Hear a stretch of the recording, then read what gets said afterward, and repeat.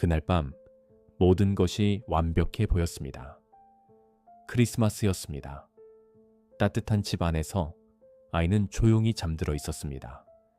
아무도 이상하다고 생각하지 않았습니다. 하지만 아침이 되자 모든 것이 바뀌었습니다.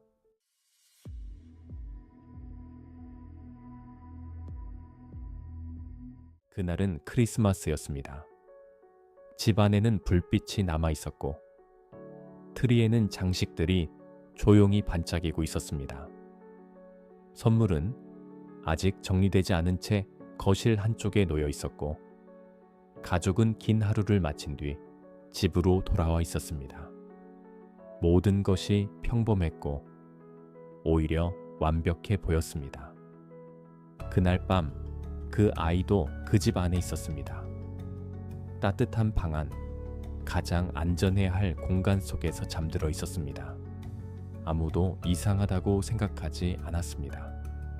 그렇게 밤은 지나갔고 아무 일도 없었던 것처럼 시간이 흘러갔습니다. 그리고 아침이 되었습니다. 어머니는 평소처럼 일어났고 집 안을 내려다 보았습니다. 그 순간 계단 위에서 종이를 발견합니다. 짧은 메모가 아니라 길게 이어진 글이었습니다. 처음에는 이해할 수 없었습니다. 하지만 읽기 시작하면서 내용은 점점 분명해졌습니다. 딸이 사라졌고 돈을 요구하고 있다는 것이었습니다. 그때까지도 이것은 납치 사건처럼 보였습니다. 하지만 그 집 안에는 이상한 점이 하나 있었습니다. 문은 잠겨 있었고 억지로 들어온 흔적이 없었습니다. 그 사실은 조용히, 그러나 분명하게 모든 것을 흔들고 있었습니다. 그날 아침, 그 집 안에서 설명할 수 없는 사건이 시작되고 있었습니다. 그리고 그 중심에는 한 아이가 있었습니다. 존 벤의 램지. 그날 밤, 그 집 안에서 정말 무슨 일이 있었던 걸까요? 그 종이는 평범한 메모가 아니었습니다. 여러 장으로 이어진 긴 글이었습니다. 급하게 쓴 것이 아니라 시간을 들여 작성한 것처럼 보였습니다. 내용은 분명했습니다. 딸을 데리고 있고 돈을 요구한다는 것이었습니다. 금액은 11만 8천 달러. 이상한 숫자였습니다. 크지도 작지도 않은 애매한 금액이었습니다. 그리고 그 금액은 아버지의 보너스와 정확히 일치했습니다. 이건 우연이라고 보기 어려웠습니다. 누군가 이 집을 알고 있었습니다. 더 이상한 점은 이 협박장이 집 안에서 작성된 것으로 보였다는 것이었습니다. 종이와 펜, 모두 집 안의 것이었습니다. 그 말은 누군가가 이 집 안에 들어와 시간을 들여 글을 썼다는 뜻이었습니다. 그리고 그동안 아무도 그것을 눈치채지 못했습니다. 이 사실만으로도 이 사건은 단순한 납치로 보기 어려워지고 있었습니다. 신고가 이루어졌고 경찰이 도착했습니다. 집안은 점점 분주해졌고 사람들은 자유롭게 드나들기 시작했습니다. 하지만 그 순간 가장 중요한 것은 지켜지지 않고 있었습니다. 현장이었습니다. 그날 그 집은 완전히 통제되지 않았습니다. 그리고 이 사실은 사건이 끝까지 풀리지 않는 이유 중 하나가 됩니다. 시간이 흐른 뒤 집안을 다시 확인하던 중 예상하지 못한 순간이 찾아옵니다. 지하실에서 아버지는 딸을 발견합니다. 그 순간 이 사건은 더 이상 납치가 아니게 되었고 모든 것은 완전히 다른 방향으로 흘러가기 시작합니다. 경찰이 도착했을 때 이 사건은 이미 단순한 납치 사건이 아니었습니다. 하지만 명확한 방향은 없었습니다. 현장은 복잡했고 사람들은 계속 드나들고 있었습니다. 그리고 중요한 순간들이 지나가고 있었습니다. 그 안에서 서로 맞지 않는 단서들이 하나씩 드러나기 시작했습니다. 지하실 창문은 깨져 있었고 외부에서 들어왔을 가능성을 보여주고 있었습니다. 또한 정체를 알 수 없는 신발 자국도 발견되었습니다. 하지만 동시에 그 가설을 무너뜨리는 단서들도 존재했습니다. 협박장은 분명 집 안에서 작성된 것으로 보였습니다. 그 긴 글을 쓰기 위해서는 상당한 시간이 필요했을 것입니다. 그 시간 동안 누군가가 집 안에 있었지만 아무도 그 존재를 느끼지 못했습니다. 또 하나의 단서가 있었습니다. 존 베네의 위장에서 소화되지 않은 파인애플이 발견된 것입니다. 하지만 가족은 그녀가 그것을 먹지 않았다고 말했습니다. 그렇다면 그 음식은 언제, 누구와 함께 먹은 것이었을까요? 이처럼 모든 단서는 두 방향을 가리키고 있었습니다. 밖에서 들어온 누군가, 혹은 이미 집 안에 있던 누군가. 하지만 어느 쪽도 완전히 설명되지 않았습니다. 그래서 수사는 점점 더 복잡해졌고 진실은 점점 멀어지고 있었습니다. 수사가 시작되었지만 상황은 이미 단순하지 않았습니다.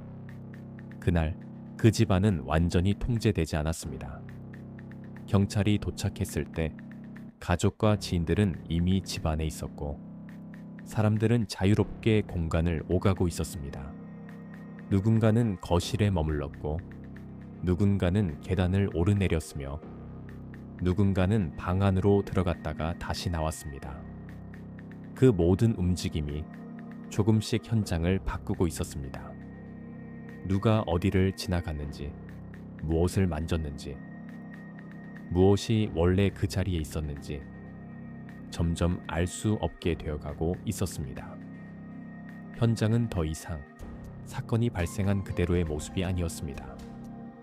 그 순간부터 중요한 흔적들은 사라지고 있었을지도 모릅니다. 그리고 그 사실은 수사의 방향을 처음부터 흔들고 있었습니다. 하지만 그때까지는 아무도 그것이 얼마나 큰 문제인지 정확히 알지 못했습니다. 수사는 계속되었고 사람들은 답이 곧 나올 것이라고 생각했습니다. 하지만 상황은 점점 더 복잡해지고 있었습니다. 그때 또 다른 흐름이 시작됩니다. 대중의 시선이었습니다. 이 사건은 빠르게 알려졌고 언론은 끊임없이 새로운 이야기를 만들어냈습니다. 그리고 그 중심에는 램지 가족이 있었습니다. 집 안에서 벌어진 사건. 외부 침입의 흔적은 불확실했고 협박장은 집 안에서 작성된 것으로 보였습니다. 그래서 사람들은 묻기 시작했습니다. 정말 외부의 범인이었을까? 아니면 그 집 안에 있던 누군가였을까? 의심은 빠르게 퍼져나갔고 확신 없는 추측들이 사실처럼 이야기되기 시작했습니다. 수사는 점점 더 압박을 받기 시작했고 확실한 증거 없이 결론을 요구받고 있었습니다. 하지만 문제는 어느 쪽도 완전히 설명되지 않는다는 것이었습니다. 외부 침입설도 내부 소행설도 모두 어딘가 부족했습니다. 그래서 수사는 앞으로 나아가지 못했습니다. 확신은 없었고 논쟁만 남았습니다. 그리고 그 사이에서 사건은 점점 더 복잡해지고 있었습니다. 시간이 흐를수록 진실은 더 멀어지고 있었습니다. 시간이 흐르면서 이 사건은 점점 더 많은 사람들의 관심을 끌기 시작했습니다. 사건은 단순한 범죄가 아니라 풀리지 않는 미스터리가 되어가고 있었습니다. 사람들은 답을 원했고 누군가는 그 답을 알고 있다고 믿고 싶어 했습니다. 그 과정에서 여러 용의자들이 등장하기 시작했습니다. 이름이 공개되기도 했고 언론에 보도되기도 했으며 사람들의 의심 속에서 사라지기도 했습니다. 하지만 그 어떤 인물도 결정적인 증거로 이어지지는 않았습니다. 그렇게 시간이 흐르던 중 하나의 사건이 다시 주목을 받게 됩니다. 한 남자가 나타났습니다. 그리고 그는 말했습니다. 자신이 그 사건의 범인이라고. 그의 말은 단순한 주장처럼 들리지 않았습니다.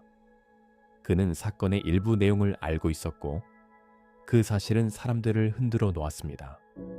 혹시 정말 이 사람이었을까? 사람들은 다시 기대하기 시작했습니다. 오랫동안 풀리지 않았던 사건이 이제야 끝나는 것일지도 모른다고. 하지만 그 기대는 오래가지 않았습니다. 조사가 진행되면서 그의 진술은 조금씩 흔들리기 시작했습니다. 말은 맞지 않았고 기억은 정확하지 않았으며 설명은 점점 모순으로 드러났습니다. 그리고 결국 그의 자백은 사실이 아닌 것으로 밝혀집니다. 또 한 번 사건은 원점으로 돌아갔습니다. 기대가 컸던 만큼 그 실망은 더 크게 남았습니다. 하지만 그 사이에서도 한 가지 변화가 일어나고 있었습니다. 기술이 발전하고 있었습니다. DNA 분석. 과거에는 확인할 수 없었던 흔적들이 다시 의미를 갖기 시작했습니다. 사건 현장에서 발견된 DNA는 가족의 것과 일치하지 않았습니다. 그 결과는 하나의 가능성을 다시 끌어올립니다. 외부의 누군가, 그날 밤 그 집 안에 있었을지도 모르는 또 다른 존재. 하지만 이 역시 완전한 답이 되지는 못했습니다. 그 DNA가 언제 남겨졌는지, 어떤 상황에서 남겨졌는지 그 누구도 확신할 수 없었기 때문입니다. 그래서 다시 같은 질문으로 돌아가게 됩니다. 외부의 침입자였을까? 아니면 아직 밝혀지지 않은 또 다른 가능성이 있었던 걸까? 시간은 계속 흘러갔습니다. 사람들은 점점 사건을 잊어갔고 새로운 이야기들이 그 자리를 채워갔습니다. 하지만 이 사건만큼은 완전히 사라지지 않았습니다. 답이 없었기 때문입니다. 그리고 그 질문은 여전히 남아 있었습니다. 시간이 흘렀습니다. 몇 년이 지나고 또 그보다 더 긴 시간이 지나갔습니다. 계절이 바뀌고 사람들의 기억도 조금씩 흐려졌습니다. 하지만 이 사건만큼은 완전히 사라지지 않았습니다. 여전히 해결되지 않았기 때문입니다. 수많은 수사가 이어졌고 여러 가능성이 제시되었습니다. 누군가는 가족을 의심했고 누군가는 외부의 침입자를 의심했습니다. 하지만 그 어느 쪽도 결정적인 증거로 이어지지는 않았습니다. 시간이 흐를수록 확실한 답은 더 멀어지고 있었습니다. 사건은 기록 속에 남았고 자료들은 정리되어 갔으며 수사는 점점 조용해졌습니다. 하지만 완전히 끝난 것은 아니었습니다. 기술은 계속 발전하고 있었고 새로운 분석이 이루어질 때마다 사건은 다시 언급되기 시작했습니다. 혹시 이번에는 답이 나올 수 있을까? 사람들은 여전히 기대했습니다. 하지만 결과는 같았습니다. 확정된 범인은 없었습니다. 그리고 그 사실은 이 사건을 더욱 이상하게 만들고 있었습니다. 그날 밤 그 집 안에서 분명히 무언가가 일어났습니다. 하지만 그 일이 어떻게 시작되었는지, 어떻게 끝났는지 그 누구도 정확히 설명하지 못하고 있습니다. 그래서 이 사건은 지금까지도 두 가지 가능성 사이에 머물러 있습니다. 그 집 안에 있던 누군가였을까? 아니면 그날 밤 조용히 들어왔다가 아무도 모르게 사라진 누군가였을까? 하지만 어느 쪽도 완전한 답이 되지는 못했습니다. 그리고 그 사이에서 한 가지 사실만 남았습니다. 그날 밤 그 집 안에서 한 아이가 죽었습니다. 그리고 우리는 그 이유를 아직 알지 못합니다. 시간은 계속 흐르고 있습니다. 하지만 그 질문은 그날 밤에 그대로 멈춰 있습니다. 그날 밤은 끝났습니다. 하지만 이 사건은 끝나지 않았습니다. 시간은 흘렀고 사람들은 새로운 이야기들을 기억하기 시작했습니다. 더 큰 사건들, 더 충격적인 이야기들, 더 빠르게 잊혀지는 뉴스들. 하지만 이 사건만큼은 완전히 사라지지 않았습니다. 왜였을까요? 그날 밤이 너무도 평범하게 시작되었기 때문입니다. 크리스마스였습니다.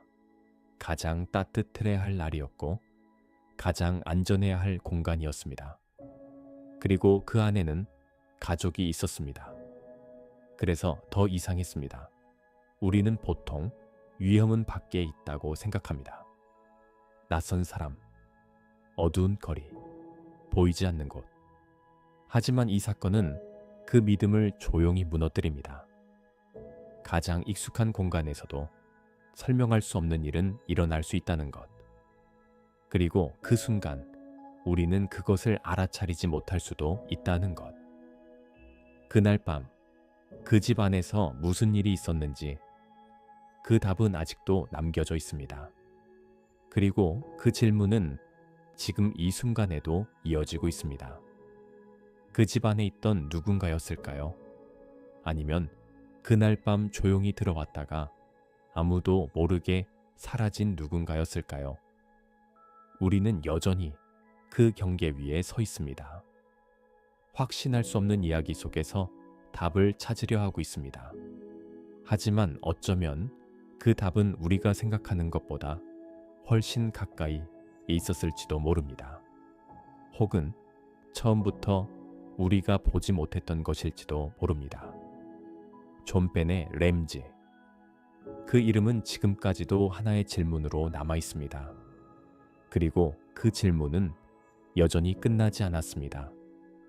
당신이라면 이 사건을 어떻게 설명하시겠습니까?